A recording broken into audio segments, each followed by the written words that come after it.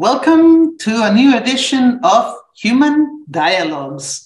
I'm Jessica Lockhart. I am the Director of the International Institute of Humanology, and I am thrilled to be able to offer you a new edition of Human Dialogues. As you know, every month, the International Institute of Humanology focuses on one human topic, and we organize a whole bunch of activities around that one topic. We, among them, offer you a human dialogue, an in-depth conversation with a person who speaks about a human topic. We also offer you human conversations, our panel of experts on the same topic on the second Monday of every month. The topic that we're going to be discussing today is success, which is the topic chosen for this month of February in our institute. But we're not just going to talk about general success. No, that would be too boring. We're going to focus on some aspect of success that we think is especially important nowadays. We're going to be talking about human success. And to do that, we have an incredible speaker joining us today. Harf Hasan Kujjah, I hope I am pronouncing his name properly, is originally Syrian, but is currently living in the Netherlands. He is a man of many hats and tricks. He's an author who's published several books. He's a mentor. He's an expert in multiculturality and in development and training. We're going to be talking about human success with him, and we're going to be presenting his different fields of work as we do so. I am really happy to have Harf with me today on Human Dialogues. Harf, welcome to the Institute of Humanology. Thank you so much for the introduction and for hosting. And you gave me a hint not to be boring. I'll try not to. I don't think you could be boring even if you tried to, Harf. Thank you. Well, as I told our listeners, Harf, you are a very interesting person. You are. I mean, your life is very unique. Your life is very complex in a sense because you've done a bit of everything. You're a coach, you're a trainer, you're an author, you're an expert in intercultural communication and cultural heritage. You write poetry. I know that. I thought it was a secret, but I wanted to share it. So tell me, Harf, how do you define yourself? Yeah, the easiest and the most difficult question at once. Actually, as I introduce myself in my profile, as I have two parts, the big one, which is a list of everything I've done, the traditional one. Yes. But there's a small part, I use it, which I love it, and with a different color, different background, different font, to show that's me there. A man who has several dimensions of life, mainly cultural dimensions. Mm-hmm. So I'm an author and I'm a trainer, and this is my profession. And I will talk more about what does it mean to me, training. It's not only a profession, of course, or a source of income. Of course not. And now I'm an immigrant. I live in the Netherlands. I'm Syrian, as you said. I'm from Aleppo. I belong to my family. I belong to my generation, to my age, to my gender, to my education background. Actually, I'm a mixture of several things, as many people are. And trying to minimize ourselves and to just select one of these, our belongings, is one of the biggest mistakes that some people do. We are a collective of ingredients and elements. So mine are not poor, actually, in terms of quantity, at least. Because I traveled to many countries, 27 countries. Mm-hmm. I've lived in 5 of them, and I work and write in 2 languages, English and Arabic. And my Dutch is poor, but don't tell anyone. Apology to Dutch listeners. Also, actually, I have a diverse education background. Mhm. Uh, Really, my life is diverse. So Yes, it that's is. how I do define myself. Yeah. It is. And that's why I think your contribution to today's dialogue is so important because you have so many different perspectives. You've lived so much and in such different uh, countries and environments that I am quite certain that you're going to give us a lot of food for thought on this topic of human success. So when we talk about success, I think the first thing we need to do is somehow explain what we mean by success. What does success mean to you? Because you are a published author, you are a renowned speaker. What would you say success means to you, Harf, as a human being? I will start with excluding the wrong definition of success, in my opinion.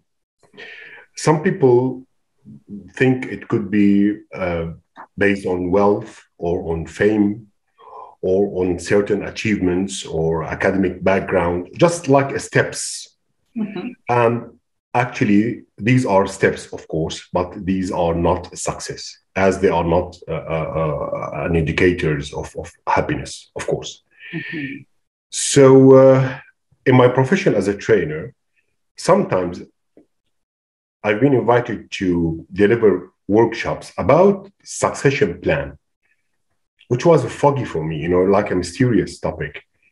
And I know it has a certain meaning, of course, in the human resources development. But for me, as I'm looking in a bigger picture, not only as an HR director or leader for a small department, I know we cannot just frame it in few words like what to do, one, two, three, four, and there's a list, there's a checklist. These are not success actually aspects. So I'm then excluding what's the wrong definition for me.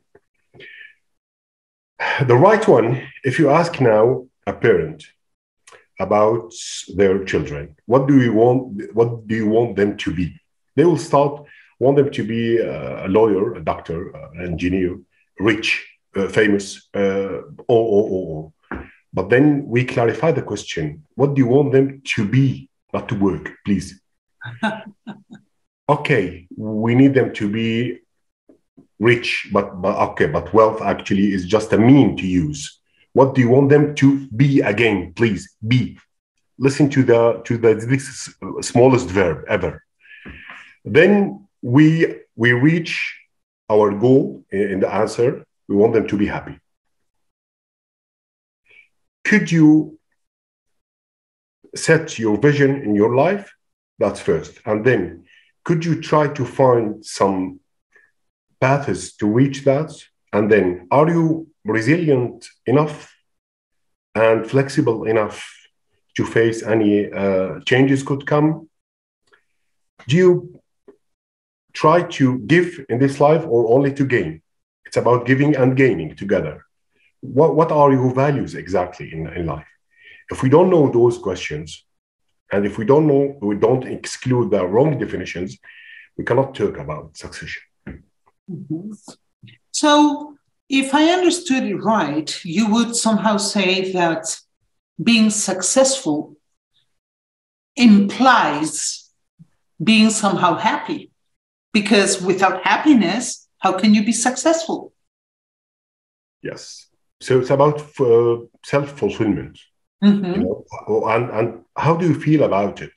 Some people, I think most of the people, unfortunately, they got dreams which they haven't choose. It has been chosen for them. Nowadays, people listen to music. Why this music? Because I just see it everywhere. They recommend it to me everywhere. So you are not choosing your own style of music. And Mm-hmm. also the fashion, of course, of each year, and many things else. So one of those real, let's say, real main major aspects in life, which is our dreams, we're not selecting them even. We're not choosing them. And this is really dangerous. That's why if we look at certain people who live in a country in a stable life, like here in the Netherlands, they grew up here and they don't have real troubles. They just have their own personal one. Sometimes, if one of them feels depressed somehow, why? It's about lack of meaning in life. Mm-hmm. And what's next? What I'm going to do? I've achieved 1, 2, 3, 4, and then what's next? So if we look at the other part of the picture, those people who really had suffered and changed their life, also they have another reasons not to be happy and not to feel successful. So everyone has an excuse, of course, and I'm not blaming them, by the way. It's not easy to overcome those obstacles. See, I lived in many places as well, like you. And I remember when I lived in Russia, for example, success was really important, or is very important to Russians as a people, you know, as a country, as a culture. I remember that many, many young Russians spent a lot of money on having things that people could see and perceive as proof of success. A lot of them would exhibit very expensive jewelry or very expensive technology, or I remember seeing extremely expensive cars and people displaying wealth, because to them it was really important to be considered successful by their peers or by society in general. I have been in many countries that don't value success that same way, that perhaps don't share this perhaps westernized view of success. Because, you know, in the Western world, we live under the impression that we have to accumulate and to have in order to be, as you were saying before. When I visited, for example, some Asian countries, that was not what I perceived. I might be wrong because I never lived there. But when I was in Panama, for example, and I lived in Panama too, it wasn't like that either. I would see people sitting in front of their houses in big groups, like family groups and friends, and they were laughing and chatting. They didn't really care that much about having. You are an expert in cultural diversity and in cultural heritage. What would you say is something that all cultures have in common regarding success? Is there anything that all cultures consider successful, or is it really culture dependent? Is it really something that depends on the culture you're living in? Of course it does. There's a short statement, actually, I really loved when I attended a course to one of the masters in the world in this field, Fons Championars. Mm-hmm. He's now one of the top thinkers in this field. He said, culture defines the way we define culture. I love it. Yeah, that's why I kept it in my mind, besides many things else, of course. And now we could say that culture defines the way we define success. Mm-hmm. Again, using this. I will mention the dimensions of culture. One of the let's say pioneers in this field, and the word is Gert Hofstede. He's also Dutch. He passed away 3 years ago. And he has the cultural compass, which is famous. And now we have several models. Championars model actually based on 7 dimensions. These dimensions shows the extremes, actually. Okay. And you and me and everyone else could be in the middle somehow, or maybe with a small tendency to the right or to the left, if we could say. So each of us is affected and impacted by the environment and the atmosphere around us, of course. The culture plays a major role. Don't forget that we go to schools and we watch TV and series and some people, if they listen to the priest or also, and everything, you know, the sayings, that the poetry of a certain culture, everything actually. So there's a real major source actually, which is really crucial. That's why when someone travels, as you did and as I did, many people, of course, they share that with us, and meeting people from different backgrounds, you will change your perspective towards success. Well, what does it mean? For me, in my case, one of the most important sources in my life were where I grew up, actually. The environment of my father's, let's say, the background he has and the friends he has, even our house, even the library we had, that was really the first light in my life that I want to go there. So it depends. If someone grew up in a family that doesn't give any value to knowledge or to even humanity, of course, those people are victims, actually, to be in such families. We have to be realistic. And if they want to achieve something in the future, they need double effort and triple and quadruple efforts that we do. Yeah, see, because we in the Western world, at least, live in constant competition. Competitivity and competition is paramount to many people. And our children are taught to compete at a very, very early age. Even in schools, you know, who has the best grades? We have sports competitions. We have painting competitions. We have singing competitions. Everything is competing and winning. And unless you win, you're not considered to be worthy. What's the impact of this kind of education on our children? And what do you think is going to be the impact in future generations? We already see a change in the world. We are more and more and more competitive, and this is having an impact on our lives. Where do you think this tendency is going to lead us? In one of the main universities in the world, in the United States, but I forgot the name of the university and the person who talked, unfortunately, they asked him to deliver a speech in a graduation ceremony. And what he said then, if you are expecting me to say, be perfect, do the best achievements, I'm expecting that from you, I would say, no, don't be perfect.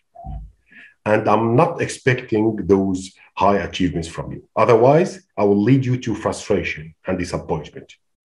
Because if you link or match the succession and happiness with those achievements and you couldn't do them, then you will be just a disappointed, frustrated person, a depressed one. You don't have self-confidence. So it's a disaster sometimes. Those motivational speakers, most of them, and somehow they are my colleagues somehow, but I'm more in the workplace. But for them who work only with the people individually, actually sometimes it makes things worse. You can't do it. You will do it. If you don't, you will be so and so and so. If you did, you will reach so and so. What does that mean? I'm showing you the negative future and the positive future. And that's awful. Mm-hmm. So that's why if people really have a stability, inner peace within themselves, they will have then two options, in my opinion.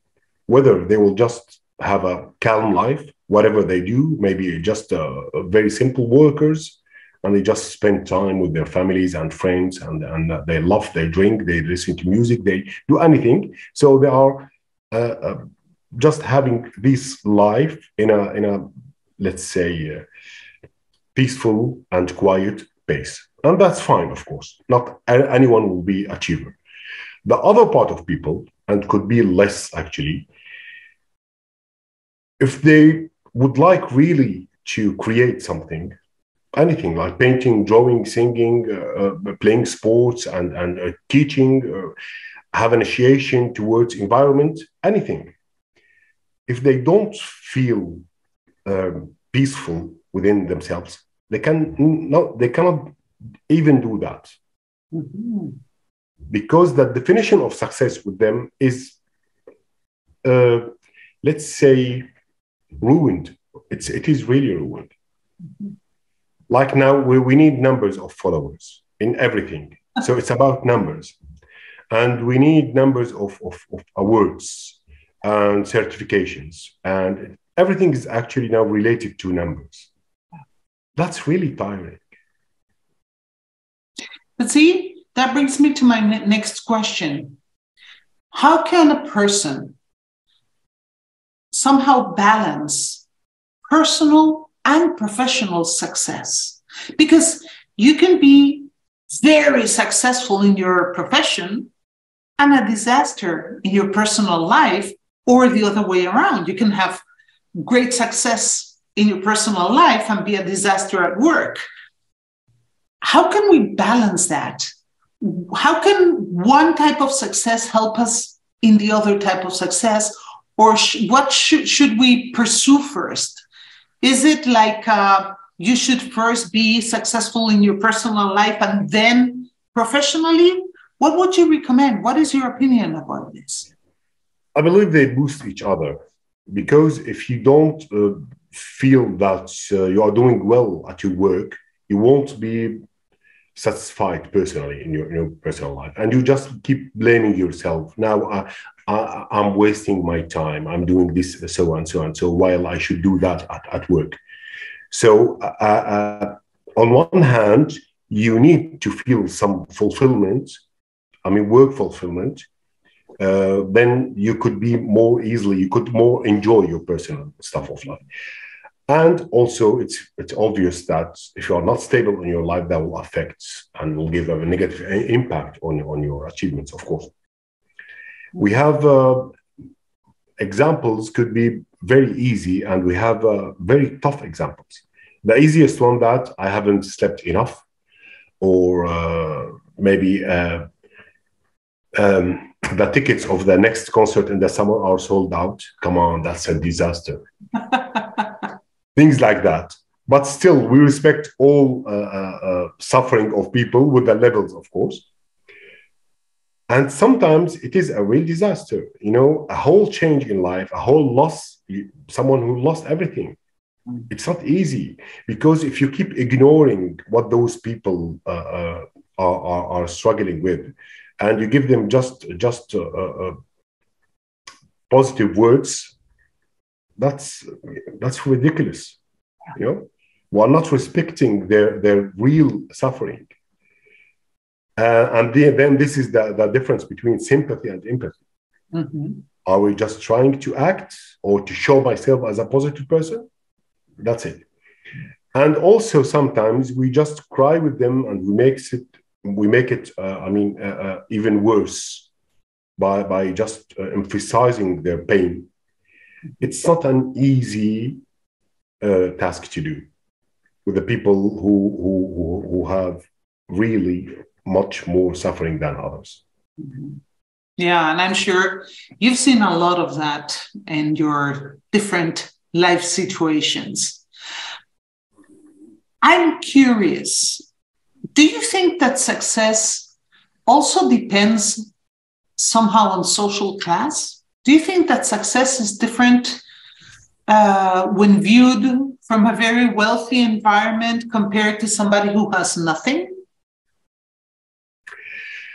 Interesting question. That was a topic actually to talk about several times along my life with friends. Mm-hmm. Look at the different perspectives of the same question. Some people say those who have financial resources, who belong to wealthy, not only wealthy, actually, let's say financial comfortable financially. Yeah. And they are educated, and they live with their parents, and so on. We guarantee their success, while it's not. Because sometimes those people, they feel that they don't really need any energy to invest anything because they have everything ready made actually for them. And even then, when we look at those people who are blaming their conditions, that we don't have sufficient motives or sufficient tools even to reach something, because we lack 1, 2, 3, and 4. And then they have excuse. Mm-hmm. So then it's not about that. It's not about, do we really need to do something or not? Sometimes our conditions help us, and sometimes it doesn't. And in my case, and many people actually in my age and in my conditions, Syrians who left Syria after 2011 and moved to somewhere else. So they suddenly lost those factors of success, if we could consider them factors of success. What are you going to do now? Now, you need different tools. Are you just going to look back or cry or be depressed or be burned out or just blame destiny or blame others, or what? Or feel angry or get medications? What to do? Sadness, that's fine. And frustration, that's fine. Feelings, analyzing what happened, whether we could understand it or not. What's next? We're talking about 11, 12 years now. So that makes me think of a lot of people I met, because I lived in so many countries. I met a lot of foreigners in those countries. And it is very common to find people who have to migrate for whatever reason. And when they get to their second, third country, they can't find a job, even if they were fully qualified in their original countries. So, for example, any professional, like a lawyer or a doctor who had to migrate to Panama, couldn't work there in their chosen careers because the Panamanian government doesn't allow foreigners to occupy those positions. Here in Switzerland, for example, some people who move here cannot continue working in their fields because their degrees are not recognized as valid here. So their sense of self-worth and success is diminished, and they have to look for another way to feel successful again, which is a little bit what you're explaining right now. What would your advice be to those people? What would you tell them? Because you've had to leave your country and find new footing. What is the number one thing you would tell them?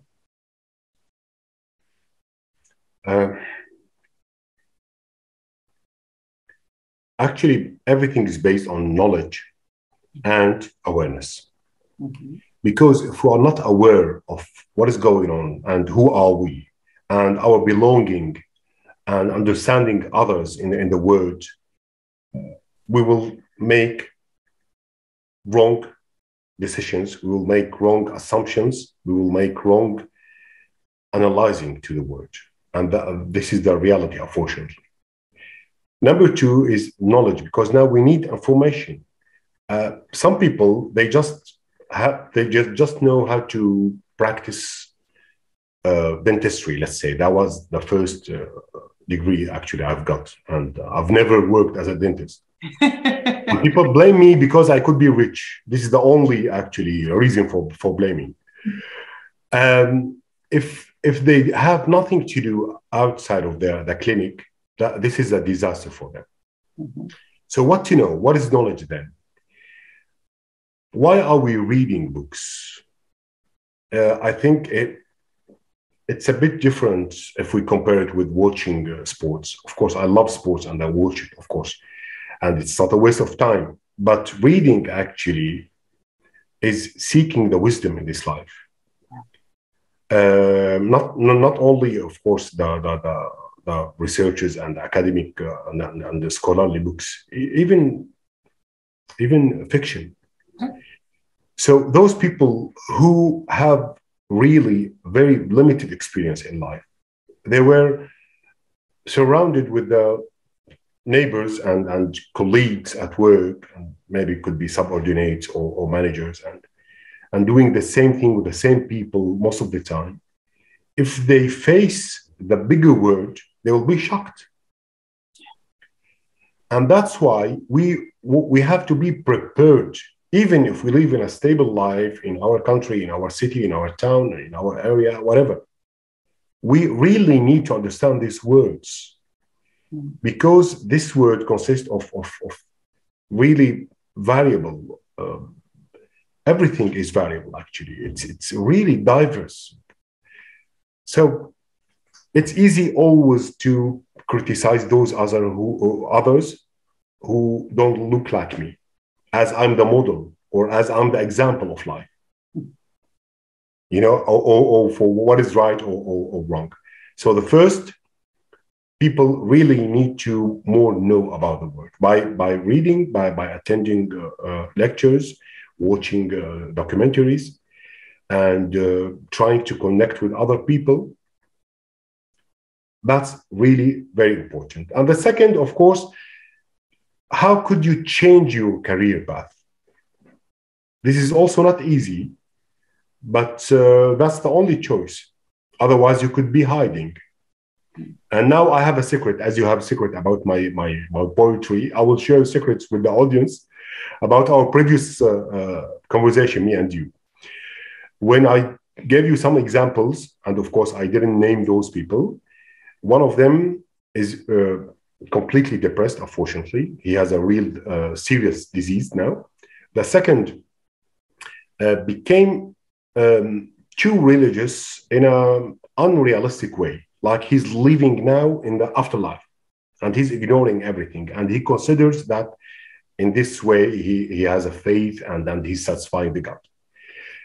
And the third one, he really changed everything in himself. Everything, you know, his appearance completely, the way he talks and his habits, everything. He's keeping every single day moving another piece of his previous person and throwing it away and putting something else in instead. And you told me then something I really loved. That's why I'm sharing with our audience. You said one of them is hiding in the past, the other in the future, and the third in the present. So it is hiding. Now, if we want to advise those people, don't hide. And what next? They need alternative, not to be hiding. This alternative is leading us to success, but it's not easy way, of course. It's not easy way. You see, that makes me think of something that I usually tell my clients. When they feel depressed or they feel down, I usually tell them that in order to feel successful, we have to set goals for ourselves that we can reach every day. It's not just reaching the highest mountain, climbing Mount Everest. Yeah, you can climb Mount Everest and that might make you feel successful. But after being told by doctors that I would never walk again, being able to walk around is great success to me. So the goals you set for yourselves are the true measure of your success. So choose your goals carefully and celebrate every one of those achievements. I have the impression that people sometimes only celebrate huge, outstanding achievements, and they only feel successful when they reach those big goals. But to me, being successful is also having a lot of smaller goals and collecting them, you know, this little success, this little success. It's like you. You, Harf, are a true role model for a lot of people. You write poetry, you write books, you give talks and lectures. You overcame great difficulties in your life. People learn from you. Everything in your life is a little goal achieved. I would like to know, in your own personal secret opinion, what is your greatest success? So far, I've achieved or I would like to. Both? Now that you say it, I will ask for both. Okay. One of the best I've achieved is this. I prepared that besides me. And I will talk actually about it because we could learn some lessons from this actually. The next one, the coming one, I would like to get rid of some of my let's call it habits, which I didn't choose, and I'm really trying heavily to get rid of. I want to be very realistic and honest with people. I always advise them to do several things. Most of them I do apply, and some of them I couldn't yet. But that still gives me the right to advise people, of course, even if I'm not good. Of course. Yes, which is sometimes I do blame myself that I should work harder, although I'm really working hard, and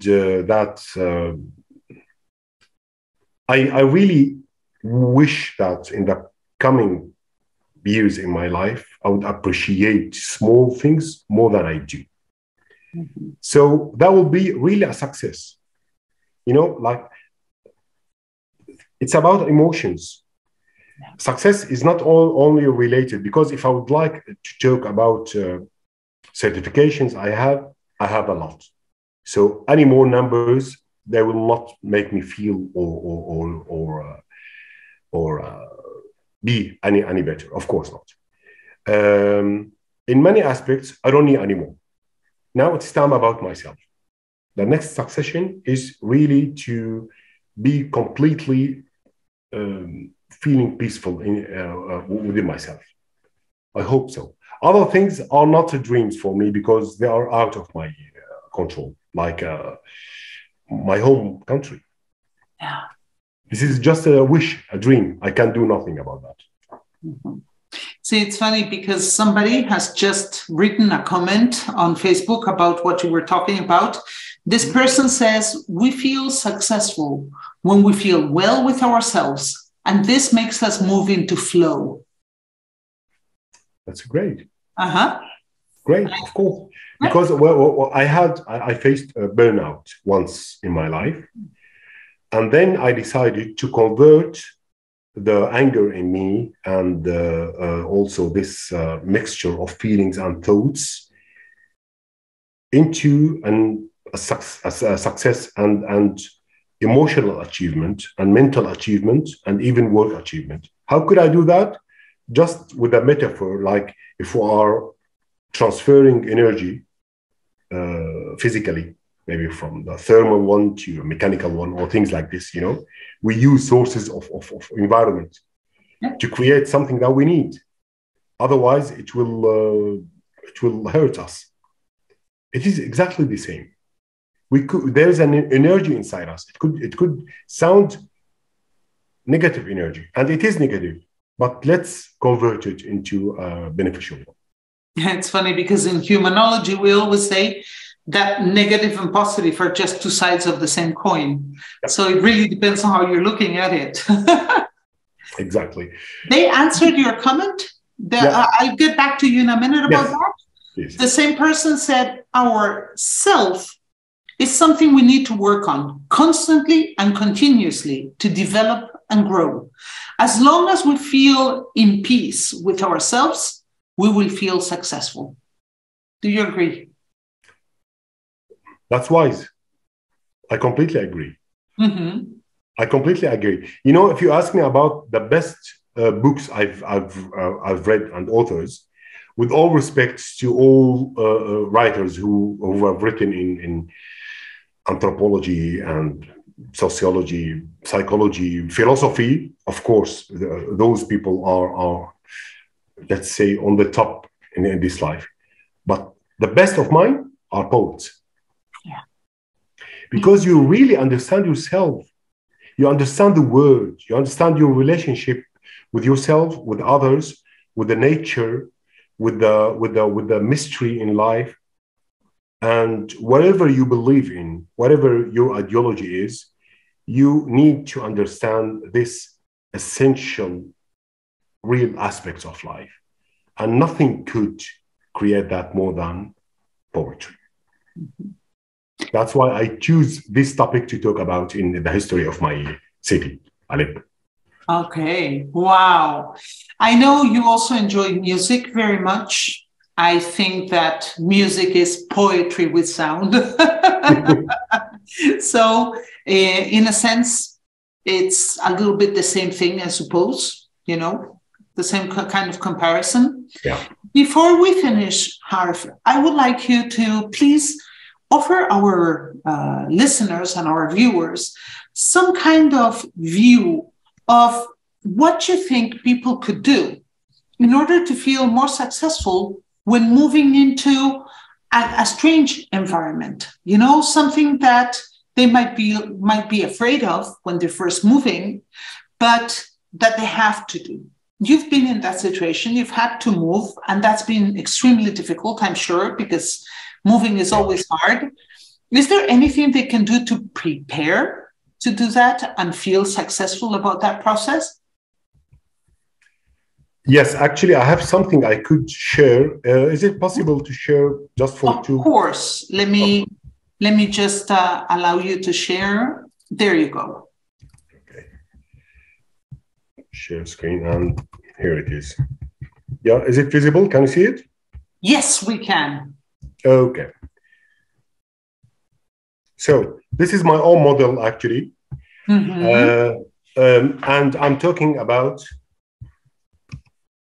the immigration's cultural relation, comparing with in between original home and new home.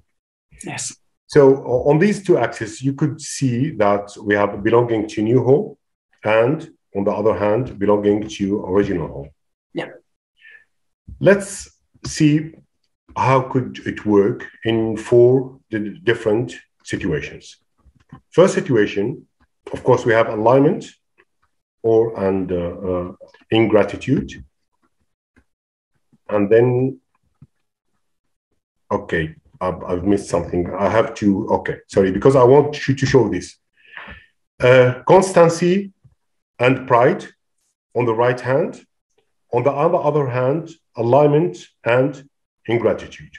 Mm-hmm. Belonging to home also, we have the same. Let's start with the first one. First one, if you belong to your original home and don't belong to new home, what happens? Yeah. You'll be isolated and anxious. That's what you will have. If you belong to your new home and original home at the same time, I'll just keep it like this, okay? Because okay, with the animation, I'm losing something. I apologize. No, it's okay. I apologize. Okay, so let's look down right. If you only belong to your original home, you feel that constancy and pride about it, while you have this ingratitude and alienation about the new home, you'll be isolated and anxious. Mm-hmm. If you try to look at now up left, if you belong to the new home, you have this constancy and pride about it, but also you have against your original home this alienation and ingratitude, then you'll be a pretender and ungrateful. Uh-huh. If you don't belong to both, you'll be depressed and lost. But if you belong to both and you have this constancy and pride towards both, you'll be balanced and effective. What these two words, balanced, is about your mental and psychological situation and emotional one, and effective is about your achievement and your work.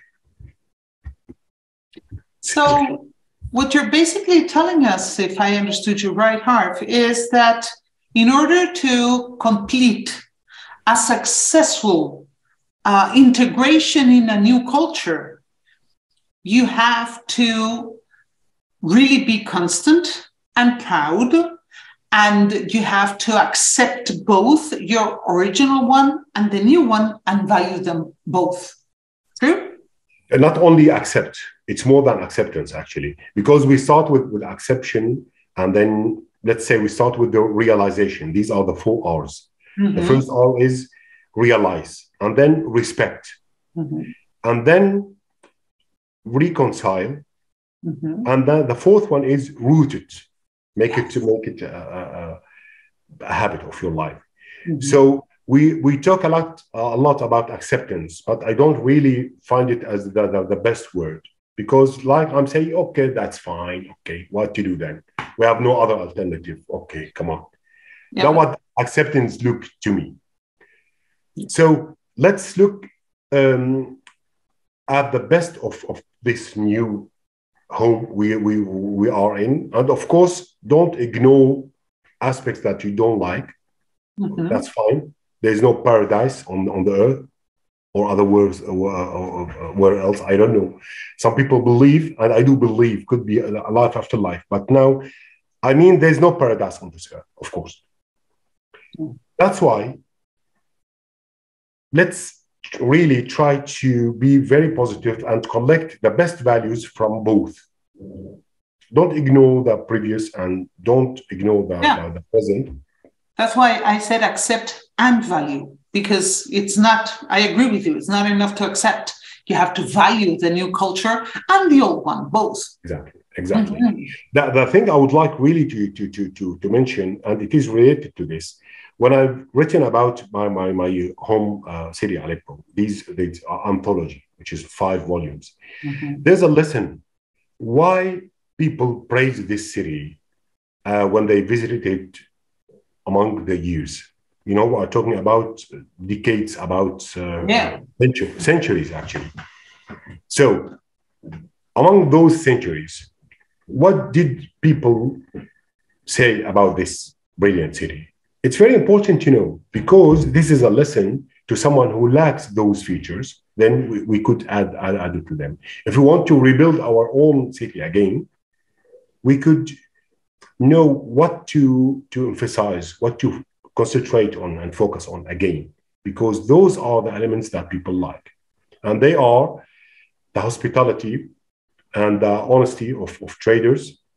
There are some real physical elements of life, like food, which is great, and music, and that's why I love music. I'm Aleppian, so it's part of our life.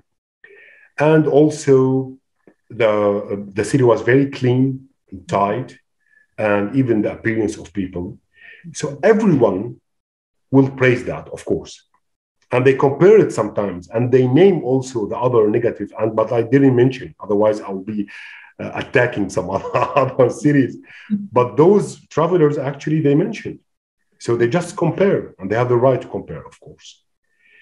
And even now, if someone is crying and there's this allergic and laminating of the city, what are they missing?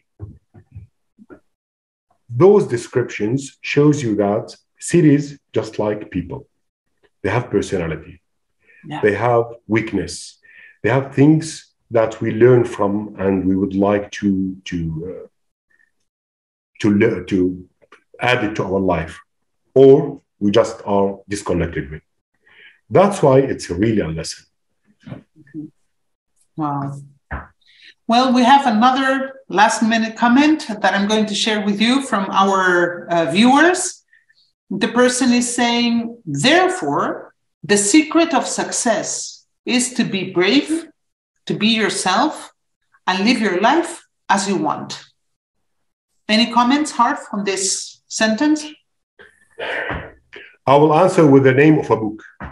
Okay. The title of a book. The author is Eric Fromm, the famous one. Mm-hmm. And the title of the book is enough, actually. To be or to have. Oh, yes. I love it. Okay, I think that sums up our conversation very, very well on human success.